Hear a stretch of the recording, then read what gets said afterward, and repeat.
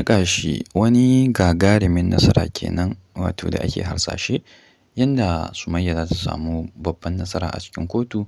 Wato idan an shiga cikin wannan kotu ganin yadda ake ƙoƙarin a yanke mata hukunci ko a aiwatar da wani abun da bai dace ba a gare ta. Duba da yanayin yanda su Kilishi suke ta ba ma ma'aikata kuɗi don dai su yi ƙoƙari su ga sun tozarta ita Sumayya a cikin wannan shiri na fim ɗin Labarina. To mai sauraro ku biyo mu a cikin wannan shiri inda za ku je mu ɗauke da wannan cikakken sharhi namu na wannan rana.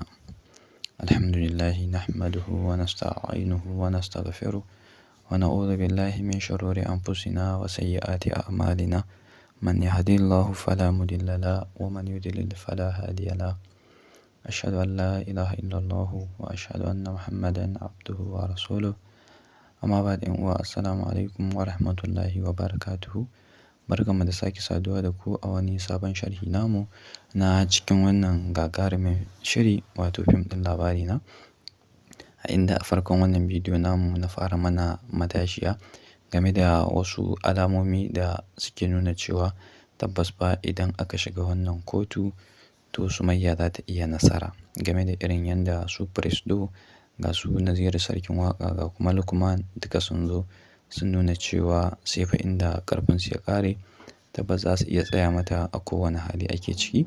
Duba da yanayin yanda kuma ita Amira ta fara karaya tun lokacin da shi Abba ya zo ya same ta a cikin ɗaki yake faɗa mata cewa dukkan abin da za a yi ta yi ƙoƙari ta faɗi gaskiya. Saboda ko a ina ne gaskiyan ka shi zai fitar da kai. Idan yanzu a ce ta yi ƙarya ta faɗi wani abu an ɗaure Sumayya, menene ribanta a ciki? Kuma ranar gobe kiyama dai Allah yana ganin ta kuma za ta tsaya, za a tambaye ta, za a yi mata hisabi. To tabbas wannan magana da Abba ya gaya ma Sumayya ya ɗan karya ma Sumayya zuciya, ya ɗan karya ma Amira zuciya saboda ta ɗan ji wani iri a ranta.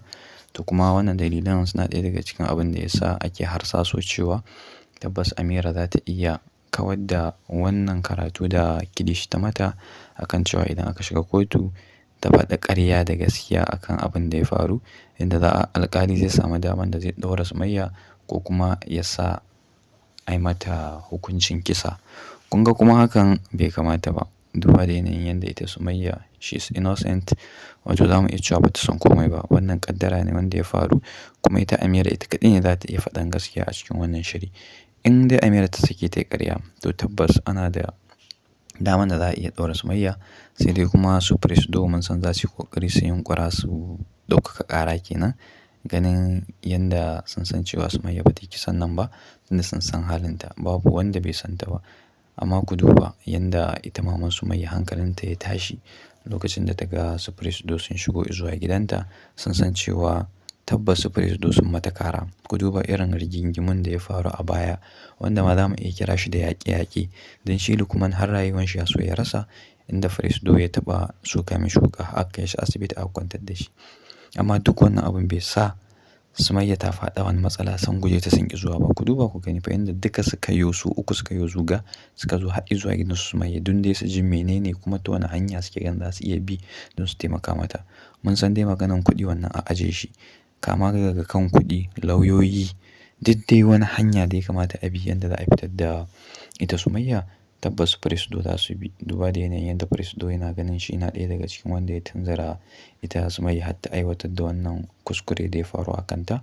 To mun san dole zai tsaya jajirce ya yi ƙoƙari ya ga ya kawo ƙarshen wannan fitina da yake faruwa, wanda kuma ita Amira tabbas muna harsashen cewa za ta iya faɗin gaskiyar abin da yake faruwa a cikin wannan shiri.